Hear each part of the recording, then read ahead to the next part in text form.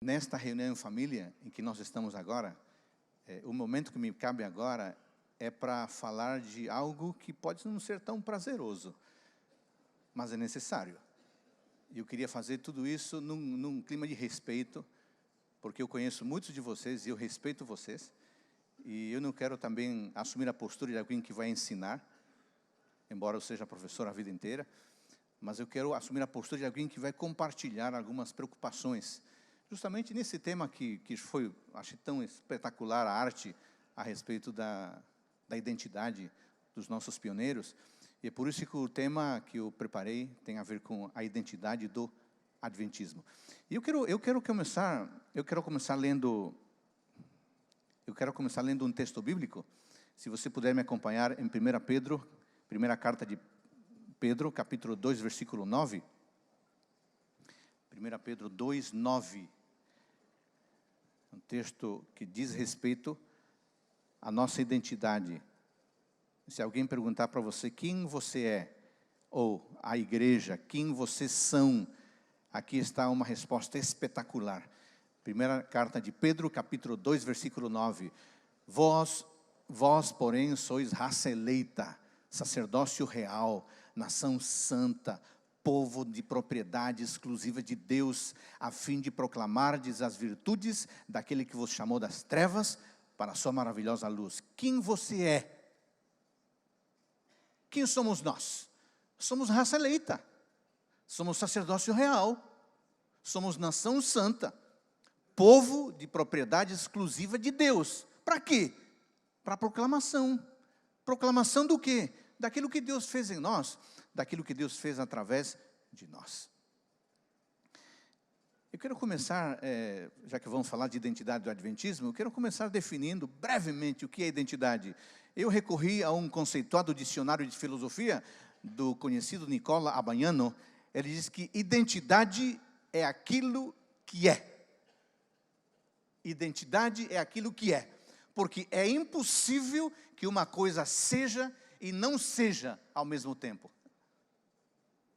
Gostei da definição simples, prática. Identidade é aquilo que é. Porque é impossível que uma coisa ou que uma pessoa seja e não seja ao mesmo tempo. Pois bem, seguindo o conceito de Abaiano, no seu dicionário de filosofia, a gente poderia perguntar, quem é a igreja adventista? Eu busquei duas definições, uma popular, da Wikipedia, que diz que a igreja adventista do sétimo dia é uma denominação cristã protestante, restauracionista, trinitariana, sabatista, mortalista, não cessacionista e aniquilacionista, que se distingue pela observância do sábado como dia do Senhor, o sétimo dia da semana judaico-cristão, sabá, e por sua ênfase na iminente segunda vinda de Jesus Cristo. Você quer saber que a igreja adventista? A Wikipedia nos define dessa forma. Essa é a nossa identidade. Agora, eu busquei uma outra definição, que é uma definição nossa. Como é que nós chamamos a nós mesmos? No Tratado de Teologia, aparece esta definição clara. Os adventistas são uma corporação protestante conservadora de cristãos evangélicos, cuja fé, embasada na Bíblia e centralizada em Cristo, enfatiza a morte expiatória do Salvador, seu ministério no santuário celestial e seu breve retorno para redimir os fiéis. Os adventistas são conhecidos por observar o sábado, enfatizarem a conservação da saúde como parte do dever religioso e por realizarem atividades missionárias ao redor do mundo. É assim que nós definimos a nós mesmos. Na época que eu estava num estudo de pós-graduação, eu cheguei no local da sala de aula e era a primeira semana de aula e a gente conhecendo os colegas, os novos colegas, e cada um se apresentando e uma senhora muito simpática se apresentou, eu me apresentei e cada um tinha que dizer a sua religião. Eu me apresentei como Adolfo e disse, eu sou adventista do sétimo dia.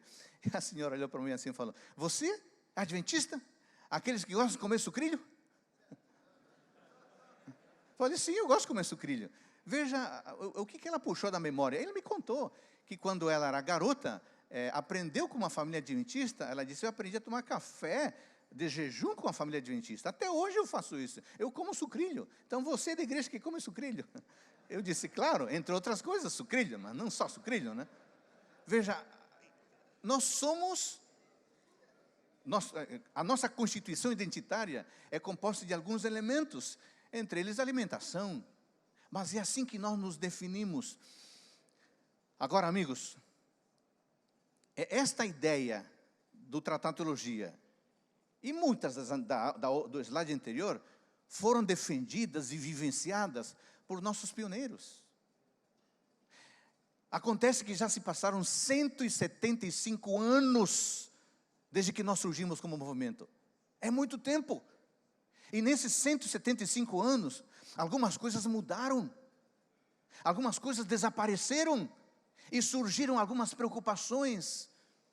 E eu acho que uma preocupação muito grande que incomoda a todos nós, ou que deveria incomodar a todos nós, é a perda ou a diluição da nossa identidade. 20 anos atrás, era muito fácil definir quem era um batista, quem era um presbiteriano, um luterano, um adventista. Hoje, se você colocar enfileirados, quase que, diga seu credo, sua profissão de fé, você quase que não consegue identificar mais. Eu tenho uma preocupação, colegas pastores, que me incomoda muito, é a perda e a diminuição da nossa identidade em meio a uma cultura que cada vez está mais nos engolindo e nos deixando parecidos a todo mundo. Por isso, eu queria, nesta oportunidade, tratar de 5 temas que eu tenho impressão são um desvirtuamento ou um grande perigo para a nossa identidade como adventistas do sétimo dia. E eu quero começar aqui com o primeiro tema, leitura. Ler e pesquisar, amigos, é um imperativo para pastores, para membros, para todo mundo. A leitura é o meio universal do aprendizado e é o preparo imediato para todo tipo de produção. Ler é essencial. Mas o que me preocupa, e aqui está a primeira preocupação, é o seguinte: livros seculares evangélicos como fundamento da teologia de muitos pastores. É claro, colegas, que nós devemos conhecer literatura, não apenas da adventista. Afinal de contas, nós não somos alienados.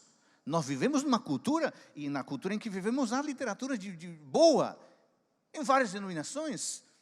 Nós não somos alienados, não somos esquisitos.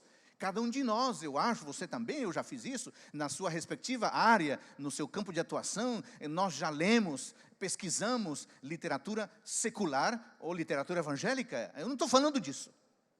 Eu não estou falando disso. Eu estou falando quando a literatura secular evangélica é tomada como referencial da nossa identidade, como fundamento da nossa visão de mundo. E se torna algo tão essencial que essa literatura secular evangélica passa a se manifestar em nossos textos, em nossos artigos, em nossos sermões, em nossas postagens do Instagram, do Facebook. Você vê pastores que postam de todo tipo de autor, menos adventista e muito menos Ellen White. Você já percebeu que a literatura evangélica se tornou referencial da sua teologia? Agora você pergunta: Adolfo, por que isso é problema? Quando a literatura secular e evangélica se torna o nosso pilar, o nosso fundamento, a base do nosso pensamento bíblico, teológico, sabe o que acontece? Isso significa que a Bíblia, isso significa que autores adventistas, isso significa que Ellen White são colocados de lado. Porque em muita circunstância, em muito tema, não há diálogo entre a literatura evangélica e a literatura adventista. Eu quero destacar aqui 3 pontos nesse sentido. O primeiro, amigos, por melhor intenção que haja na literatura secular, na literatura evangélica, por melhor intenção que haja, lembre, os conceitos que esses livros apresentam, as pressuposições e as finalidades desses autores são muito diferentes dos nossos conceitos, das nossas pressuposições e das nossas finalidades. Por exemplo, um autor secular tem uma visão de mundo muito diferente da nossa, no que diz respeito a Deus, no que diz respeito à família, no que diz respeito a valores, no que diz respeito à espiritualidade, casamento, relacionamento, finança, cuidado do corpo, etc. Essa visão dele ou dela, em algum momento, vai influenciar o meu modo de pensar e a seguir o meu modo de agir. Mas não é só autor secular, não. Uma literatura, um autor evangélico tem uma visão muito diferente da visão adventista, no que diz respeito ao evangelismo, à missão, à adoração, à liturgia, música, dízimos, oferta, oração, leitura da Bíblia, comunhão com Deus, recreação, profecias, estado do ser humano na morte, volta de Jesus, natureza de Cristo. Eles não pensam como nós pensamos, e nós não pensamos como eles. E se nós ficamos lendo essa literatura e tornando essencial a nossa teologia, sabe o que vai acontecer? Em pouco tempo, é essa teologia que nós vamos viver. É essa teologia que nós vamos pregar. Esses conceitos serão incorporados em nossas palestras, em nossos sermões, em nossos estudos bíblicos e em nossas postagens.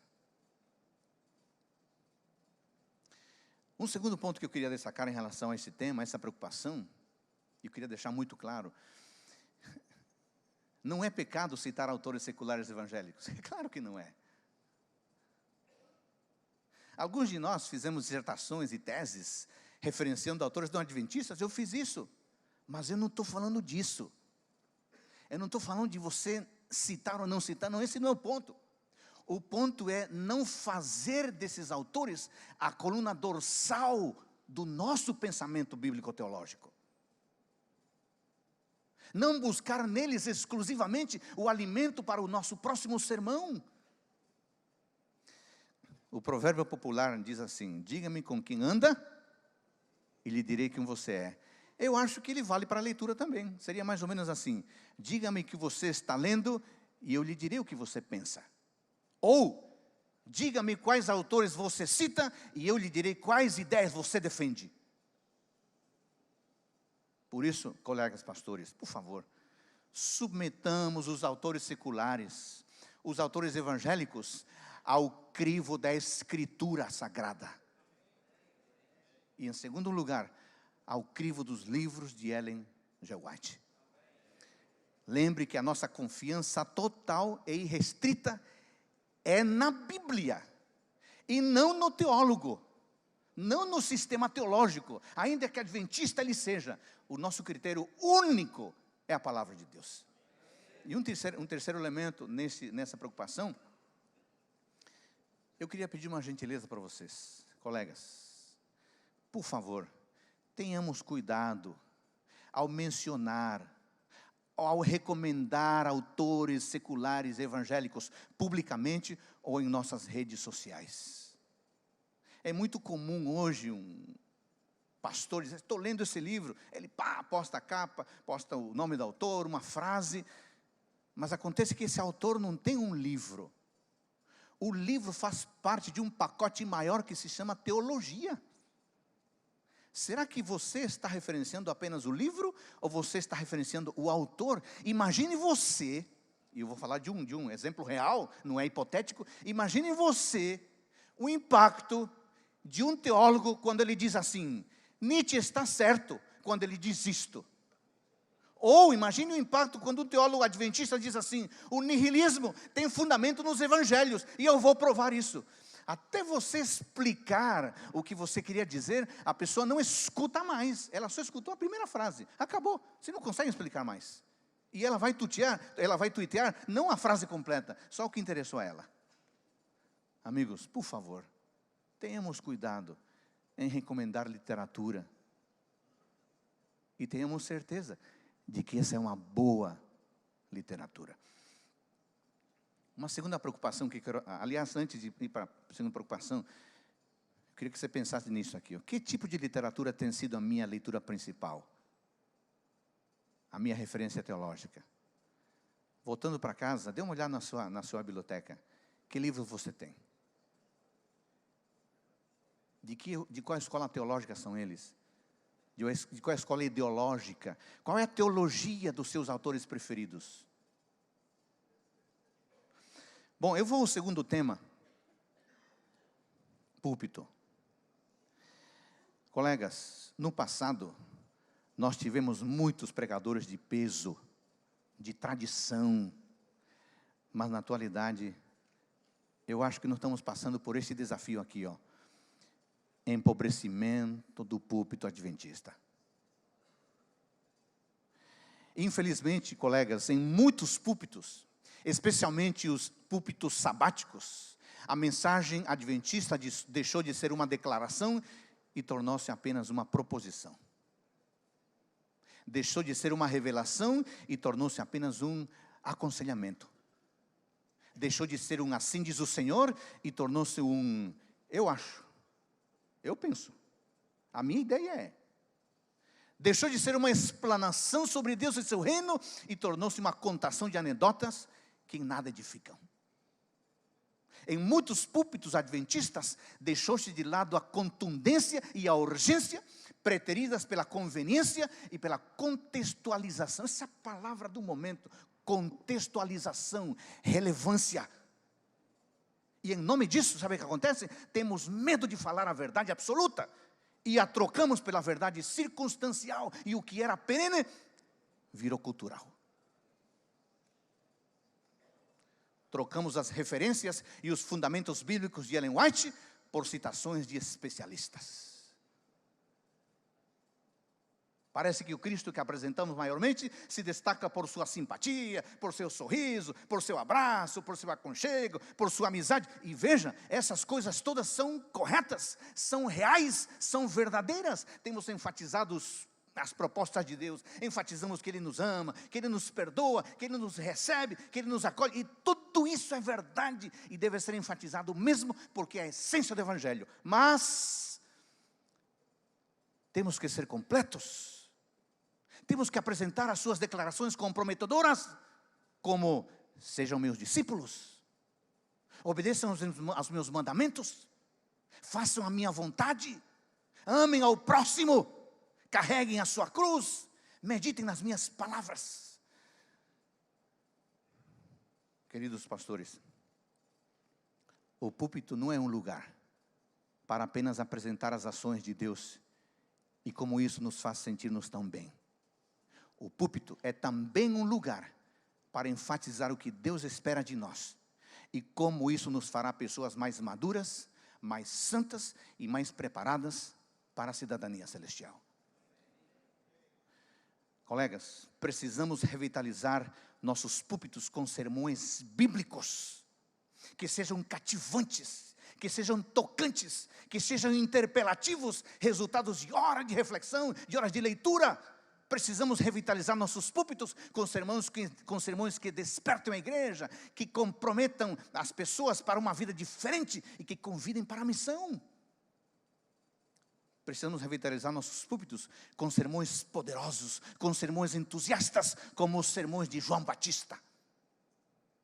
Ellen White diz que João Batista falava palavras que tocavam fundo no coração das pessoas, e as pessoas ficavam tão tocadas, as multidões reagiam com convicção, a ponto de perguntarem assim: e agora, João? Cremos em tudo o que você falou, mas agora, o que vamos fazer? E João tinha a resposta na ponta da língua: quem tiver 2 túnicas, reparta com quem não tem. Quem tiver alimentos, faça da mesma maneira. Lucas 3, 10 e 11. Colegas, precisamos revitalizar nossos púlpitos, exaltando o Cristo completo.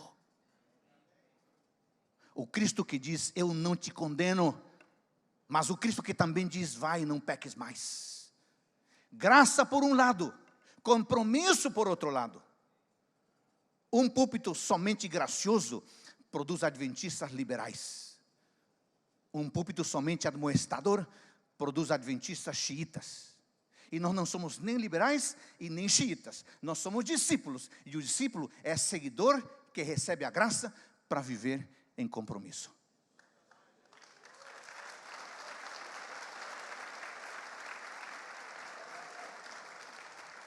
Eu queria que nós pensássemos agora: os meus sermões têm conduzido as pessoas a Deus? Em busca de entrega? Em busca de renovação? Pastor Raimundo, ontem eu ouvi uma frase a respeito do teu irmão. Eu gosto muito do teu irmão, eu gosto de vocês, né? Conheço vocês. Eu convivo um pouco mais com o pastor Luiz, que a gente trabalha perto. Ouvi uma frase sobre ele, a respeito dele, me deixou muito feliz. Pediram para um jovem definir um tal pregador e o pastor Luiz. Sabe o que a pessoa disse? O jovem disse assim, olha, o fulano de tal leva a Bíblia para as pessoas. Já o pastor Luiz leva as pessoas à Bíblia. Esse é o nosso compromisso. Os meus sermões têm apenas informado as pessoas, deixando-as no conforto de sua vida, ou têm provocado as pessoas? Tema número 3, vocábulos.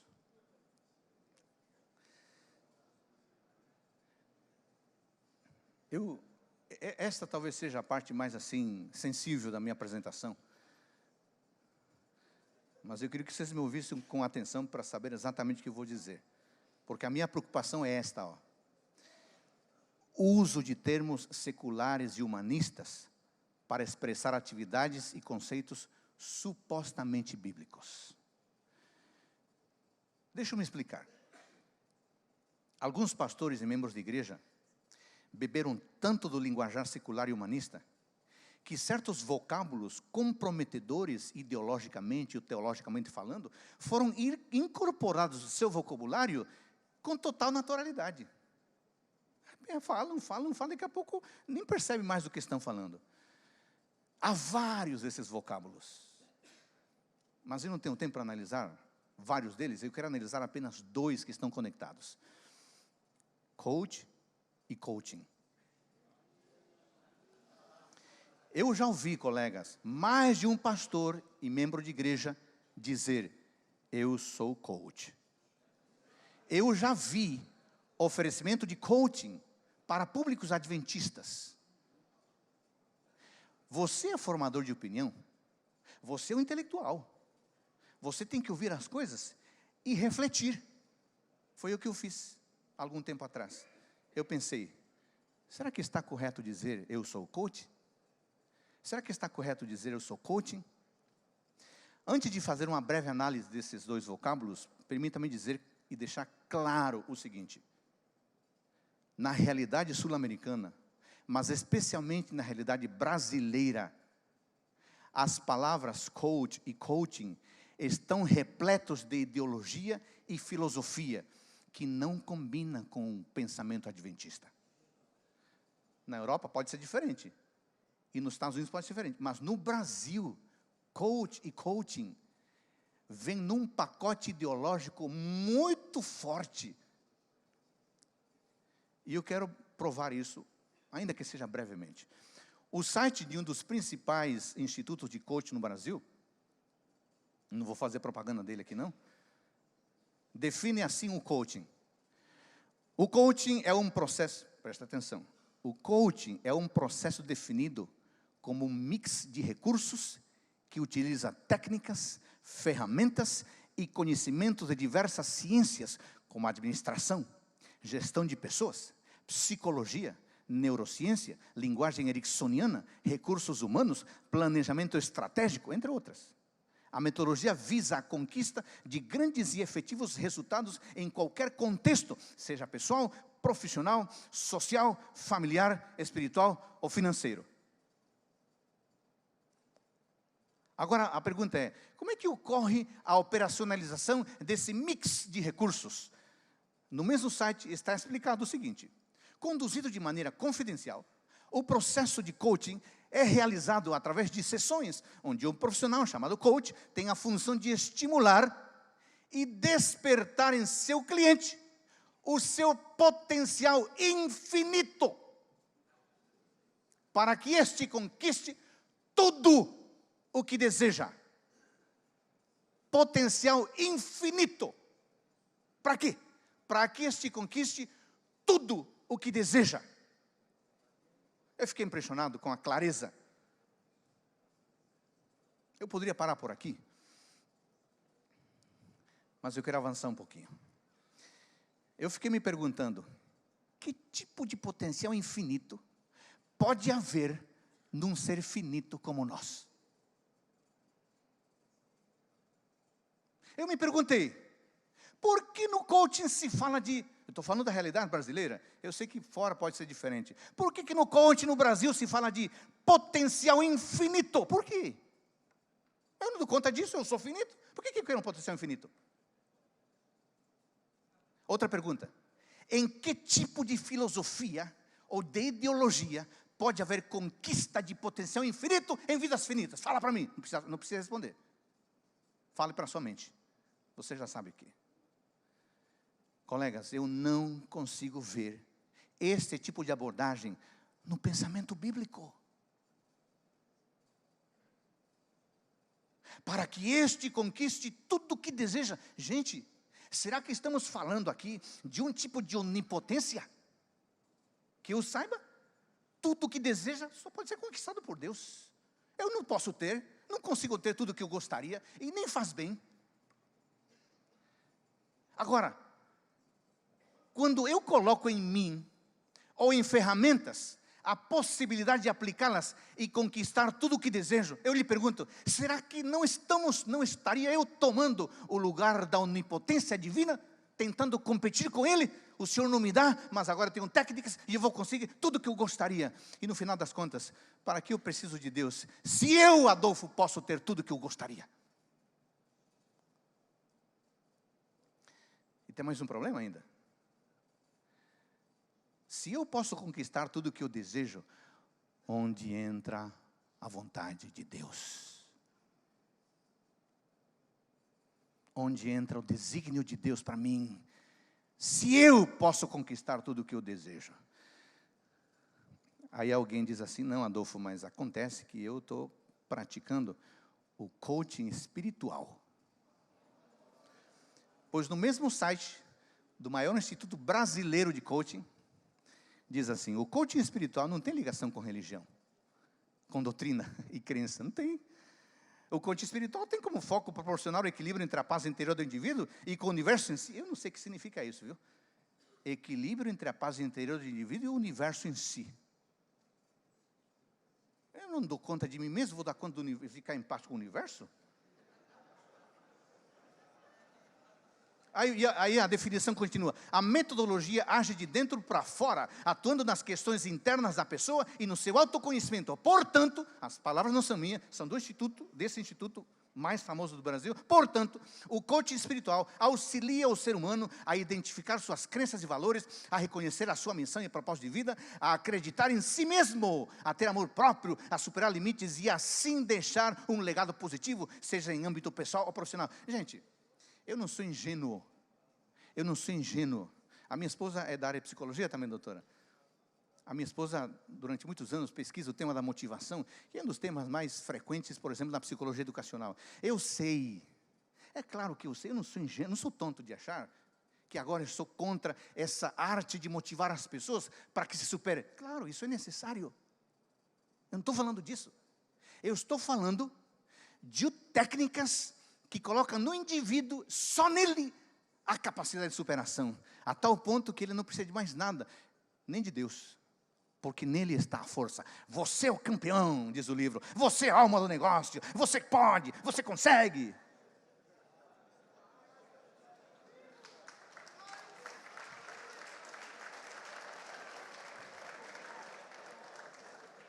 Aí, eu encontro no Evangelho de João, colegas, no Evangelho de João, uma afirmação do próprio Jesus, dizendo assim, ele diz assim, Jesus diz assim, eu não posso fazer nada de mim mesmo, senão pelo Pai. Por que cargas d'água eu seria capaz de dizer que eu posso, se o próprio Jesus, que é Deus, não pode nada nele, a não ser pelo Pai? Vocês estão vendo a falácia? Não estão falando de motivação. A motivação intrínseca, extrínseca, são necessárias, eu não estou falando disso. Eu estou falando de colocar no ser humano a responsabilidade plena pelo seu sucesso. Amigos, pastores, na realidade brasileira, coaching é algo perigoso. não combina com cristianismo bíblico, não combina com adventismo. Eu tomei, obviamente, o coaching apenas como um exemplo. Há outros exemplos, há outros vocábulos. E o nosso ponto aqui é uso de termos seculares e humanistas para expressar atividades e conceitos supostamente bíblicos. Há outros, mas o tempo não permite analisar esses termos. Eu deixo que vocês façam isso, vocês são inteligentes. Resumindo, termos seculares e humanistas, por mais legitimados, por mais usados que possam ser, nem sempre estão de acordo com a compreensão bíblica. Por isso, precisamos ter muito cuidado para sair por aí dizendo: eu sou coach, eu pratico coaching adventista. Não há consonância disso com o pensamento bíblico. Tenho sido bíblico em todos os meus ensinos, em meus projetos, em minhas atividades? Ou eu tenho propagado ideias seculares e humanistas porque elas encantam mais as pessoas? Penúltimo, eu quero tratar do tema da verdade. Nós, adventistas, temos o desafio de lidar com a verdade, apresentar a verdade. Nesse sentido, colegas, eu acho que nós temos um desafio que cresce a cada dia. E o desafio é esse aqui, ó: supervalorização de diversas fontes para a comunicação da verdade. No passado, as nossas pregações e a exposição de temas bíblicos eram fortemente fundamentados na Bíblia, nos clássicos dos pioneiros e nos escritos de Ellen White.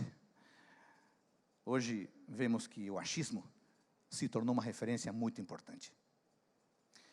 Em tempos de internet, de redes sociais, qualquer pessoa tem uma opinião sobre qualquer tema. Muitos pastores e obreiros hoje se tornaram a voz, entre aspas, oficial autorizada da igreja. E as pessoas definem a sua posição pela posição do fulano, porque ele faz vídeo a cada dia. E sobre cada tema ele se posiciona. Desde gravidez na adolescência até profecias bíblicas, nós temos especialistas que em 5 minutos resolvem problemas imensos. E eu acho que esse é um problema sério, porque em muitos casos, essas opiniões pessoais estão carregadas de graves erros teológicos, mas que são entendidos pelas pessoas como posturas oficiais da igreja. Em muitas ocasiões, colegas, nós vemos pastores e membros de igreja fundamentando, por outro lado, suas ideias exclusivamente na filosofia, na sociologia, na antropologia, na pedagogia, em lugar da Bíblia e teologia. Eu não estou falando mal dessa ciência, por favor. Eu sou pedagogo de formação também, a minha esposa é psicóloga. Eu não estou falando disso. Eu muitas vezes uso as ferramentas das ciências humanas, porque eu acho que são muito úteis e muito necessárias. Eu não estou falando disso. Eu estou falando de buscar nas diversas ciências as respostas que na verdade deveriam estar na palavra de Deus. É disso que estou falando. Isso implica que não devemos permitir que a cultura e o conhecimento humano moldem as nossas crenças. Não devemos permitir que os estudos acadêmicos formatem os nossos conceitos e as nossas práticas eclesiásticas. Eu fico preocupado quando eu vejo pastores aprendendo o crescimento de igreja com gente da área da administração. Eu respeito a administração, como respeito qualquer área, mas o tema eclesiástico deve ser aprendido dentro dos limites da área eclesiástica. Claro, aprendendo com as outras ciências, mas tomando a palavra de Deus como a diretriz principal. Não devemos entronizar os especialistas. Devemos sim entronizar a Escritura como a referência definitiva de nossas crenças e práticas. Colegas pastores, eu quero deixar claro aqui, eu não sou contra os títulos acadêmicos, eu não sou contra as produções acadêmicas, claro que não, eu sou um acadêmico. Eu fui professor, sou professor a vida inteira, tenho vários livros escritos, não estou falando disso. Eu estou dizendo que em tempos de universidade e em tempos de titulações acadêmicas, os nossos sermões, palestras e estudos bíblicos devem ser balizados por um assim diz o Senhor, e não por um assim diz o doutor.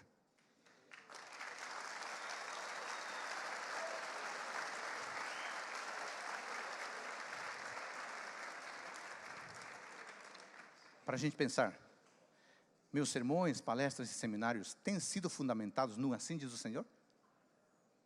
Ou têm sido legitimados por um assim diz o doutor?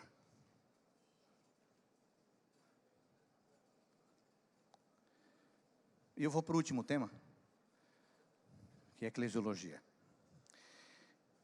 De acordo com o listo Cremos, a igreja é a comunidade de crentes que confessam a Jesus Cristo como Senhor e Salvador. Em continuidade do povo de Deus, em tempos do Antigo Testamento, escutem, somos chamados para fora do mundo. Página 181. E a citação continua. Obviamente, ser chamado para fora do mundo não significa isolar-se, vivendo distante da sociedade, senão como cumprir a grande comissão. Ser chamados para fora do mundo significa viver numa comunidade que partilha da mesma fé, da mesma esperança, dos mesmos valores, das mesmas crenças. Em outras palavras, pastores, somos o remanescente de Deus. E quais são as características do remanescente? É muito simples. O apóstolo João descreve esse grupo em termos bastante específicos. Ele diz que o grupo apareceria depois dos 1260 anos de perseguição e é constituído por aqueles que guardam os mandamentos de Deus e têm o testemunho de Jesus. Pois bem, a igreja adventista, como remanescente de Deus, independente de suas abordagens, independente dos grupos a quem pretende atingir, independente da sociedade onde estiver inserida, deve viver como remanescente. Esse é o ponto. Nós não podemos esconder a nossa identidade. Nós não devemos disfarçar nossa identidade com um discurso ou uma postura determinados pelo grupo de pessoas a quem queremos alcançar. Esse é o problema. Estamos escondendo a nossa identidade e assumindo a identidade do grupo a quem queremos alcançar. Não, amigos, não pode ser assim. Nós somos o remanescente de Deus. Por isso, quando dialogarmos com os pós-modernos, devemos fazê-lo como remanescentes. Quando dialogarmos com os ateus e agnósticos, devemos dialogar com respeito, mas como remanescente. Quando dialogarmos com os que não têm simpatia pela religião institucionalizada, devemos ter respeito sim, mas temos que conversar como remanescentes. Quando dialogarmos com universitários inteligentes e engajados, façamos isso como remanescentes. Quando dialogarmos com empresários e pessoas de negócio, respeitemos, mas façamos isso com linguagem de remanescente. O nosso discurso deve ser de remanescente. A nossa postura deve ser de remanescente. O nosso estilo de vida deve ser de remanescente. O nosso sermão deve ser de remanescente. O nosso louvor deve ser de remanescente.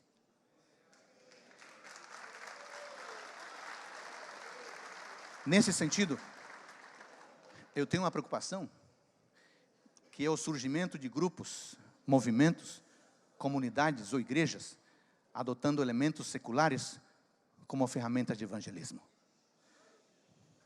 Pastores queridos, eu não vim aqui para ensinar nada a ninguém. Muitos de vocês têm bem mais experiência do que eu e conhecimento. Eu estou partilhando, como disse no início, preocupações. Mas eu vejo que surgem grupos na igreja adventista que querem um tratamento diferente, sob o argumento de que querem alcançar grupos diferentes. E propõem estratégias tão diferentes, que não se configuram mais como adventistas e muito menos como remanescentes.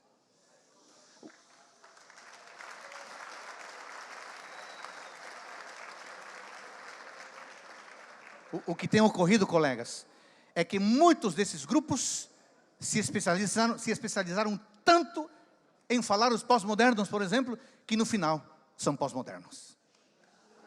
E alguns usam o argumento da missão encarnacional, alegando de que Cristo se encarnou e que por isso nós também devemos encarnar a cultura, mas que esquecem que Cristo se encarnou, sim, mas não deixou de ser Deus. Cristo não se deixou moldar pela humanidade, a qual alcançou. Ao contrário, Ele transformou o mundo como ninguém mais o fez. Dias atrás, eu assisti a um culto pela internet, ao culto de domingo de uma comunidade, dessas comunidades que pretendem alcançar pessoas pós-modernas. Eu fiquei estupefato. O sermão era pós-moderno, o pregador era pós-moderno, a liturgia era pós-moderna, o ambiente era pós-moderno, a calça rasgada era pós-moderno, tudo era pós-moderno.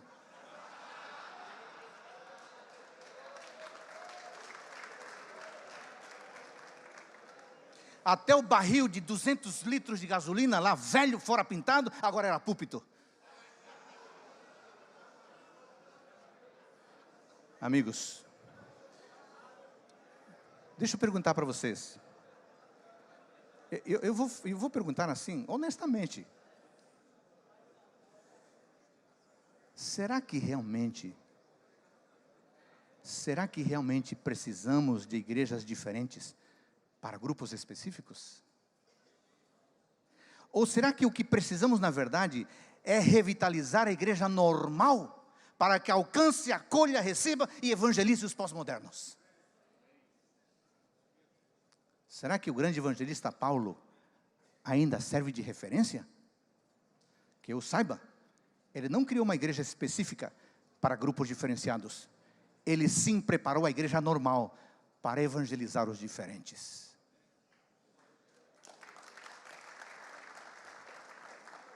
Por favor, não me entenda mal. Eu não sou ingênuo. Eu sei que um erro crasso é tratar igual quem é diferente. Eu sei disso. Como professor eu aprendi isso com muito sacrifício. Nós não podemos ignorar as sensibilidades e as especificidades de determinados grupos sociais. Mas, amigos, nós não podemos ignorar que nós somos o remanescente. E o remanescente tem que ter fé em Jesus, guardar os mandamentos de Deus e possuir o testemunho de Cristo. Qualquer comunidade que não viva esses três elementos pode ser qualquer coisa menos remanescente. Qualquer esforço evangelístico que não aponte na direção desses três elementos pode ser qualquer coisa menos proclamação do Evangelho. Bom, amigos, meu discurso e prática me caracterizam claramente como sendo do povo remanescente? Ou sou influenciado pelo secularismo, tanto no discurso quanto na prática? Amigos, hoje eu falei de 5 coisas aqui. Primeiro, leitura. A preocupação de que livros seculares evangélicos têm se tornado fundamento da teologia. O segundo tema foi púlpito. A preocupação grande do empobrecimento do púlpito adventista. O terceiro tema foi vocábulos. O uso de termos seculares, humanistas, para expressar atividades e conceitos supostamente bíblicos. Quarto tema, verdade. Supervalorização de diversas fontes para a comunicação da verdade. E o quinto tema, eclesiologia. Preocupação, o surgimento de grupos, movimentos, comunidades ou igrejas adotando elementos seculares como ferramenta de evangelismo. Amigos queridos, vocês são líderes. Vocês são formadores de opinião. Eu queria desafiá-los aqui, como líderes, coloquemos o melhor do nosso intelecto, o melhor do nosso esforço e o melhor da nossa influência para resgatar e fortalecer a identidade do remanescente. Como igreja, temos uma responsabilidade, mas como indivíduos, também temos uma responsabilidade. Eu queria dizer ainda um recado final. Os membros da nossa igreja precisam ver claramente a identidade do remanescente. Os que não são membros da igreja também precisam ver claramente a identidade do remanescente. Para terminar, permita-me fazer 2 sugestões.